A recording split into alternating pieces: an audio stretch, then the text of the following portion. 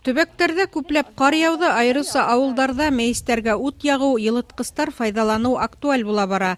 Яңы йыл байрамдары яҡынлашыуын иҫәпкә алып та янғын хәүефһеҙлеге иғтибар үҙәгендә ҡала. Ошо көндәрҙә тейешле органдар ауыр шарттарҙа йәшәгән ишле ғаиләләргә барҙы. Ҡылсура ауылынан Нәйлә Латыпова төнөн ниндәйҙер сәйер тауышҡа уянып китә. Башта ҡатын нимә булғанын аңламай, өй төтөн менән тулған була. Ул иптәше 5 йәшлек улы менән тиҙ генә өйҙән сыға һәм күршеләрҙе ярҙамға саҡыра. Таңға ҡарай өйҙөң түбәһе янып киткән. Йыл башында Латыповтар ғаиләһенә автоматик янғын сигнализацияһы ҡуйылған. Шул ғына уларҙы оло бәләнән ҡотҡарып алып ҡала. Төнөн йоҡлатайныҡ, сигнализация ҡысҡыра башланы. Ҡысҡырғанға өй төтәгән. Ҡысҡырғанға торҙо, уяндыҡ та.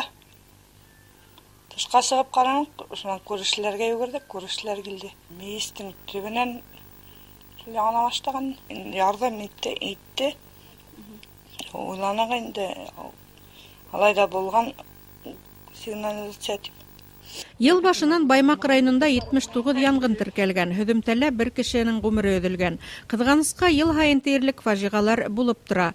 Былтыр, мәҫәлән, ошо ваҡытта 4 кеше янғында һәләк булған. Ошондай һәләкәттәргә юл ҡуймаҫ өсөн былтыр республика етәкселеге ҡәтғи саралар ҡабул иткәйне. Шуларҙың береһе хәүеф төркөмөнә ҡараған ғаиләләр йорттарына автоматик янғын сигнализацияһын ҡуйыу ине.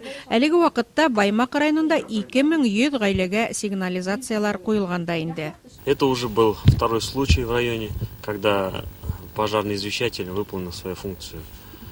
Первый случай у нас произошел в марте 2018 года, когда женщина с 3 детьми услышала сигнал пожарного извещателя и эвакуировав детей, покинули свой дом. Извещатели предназначены для срабатывания при пожаре, то есть при задымлении, они реагируют на дым. Когда дым попадает внутрь прибора, он срабатывает и издает звук. Рима Ҡужабаева яҙ башында өйөнә шулай уҡ автоматик янғын сигнализацияһын ҡуйҙырта. Һаҡлағанды Хоҙай үҙе һаҡлар. Ҡышҡы һалҡындарҙа мейесте бит бер тапҡыр ғына яҡмайһың, ти ҡатын.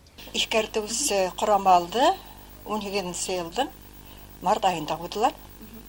Мин уйлайым, был бик кәрәкле әйбер, сөнки пожардан, янғындан беҙҙе иҫкәртә, һәр төрлө бәлғазанан һаҡлай. Шуның өсөн бик файҙалы ҡуйҙыртырға кәрәк һәр кемгә. Янғыловтар ғаиләһендә 9 бала. Күп осраҡта балалар өйҙә яңғыҙ ҡала. Үҙ аллы мейес яғып донъя көтә улар. Шундай ваҡытта өйҙә янғын сигнализацияһының булыуы тынысландыра, ти йорт хужаһы. Ҡышҡы һыуыҡ көндәрҙә мейестәргә беҙҙә газ юҡ бит инде, мейес яғабыҙ.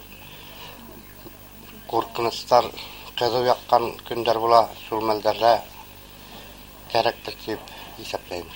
Мына ауыр тәрбиәгә бирелеүселәргә беҙ тәүге партияла ҡуйғайныҡ бит инде. Мына беләһегеҙме, бөгөнгө көндә ул ысынлап та 3 кешенең ғүмерен ҡотҡарып алып ҡалды. Тимәк, ваҡытында республика беҙгә шундай ярҙам күрһәткән өсөн дә рәхмәт әйткегә килә. Һәм артабан, әлбиттә, ауылда ла, ҡалала ла йәшәгән кешеләргә ошондай пожарный извещательләрҙе ауыр тәрбиәгә бирелеүселәр генә түгел, бөтөн ауыл кешеләренә лә ҡуйырға кәрәктер дип иҫәпләйем. Ҡолсора ауыл биләмәһендә 97 ғаиләгә автоматик янғын сигнализацияһы ҡуйылған. Иң тәүҙә ауыр шарттарҙа йәшәгән ғаиләләргә, яңғыҙ инә йолатайҙарға һәм ишле ғаиләләргә иғтибар бүленгән. Сөнки тап ошо категория янғын хәүефенә дусар була ла инде. Гөлнур Ишбулатова, Әлиә Әминева, Рим Янтурин, Яңғылыҡтар хеҙмәте.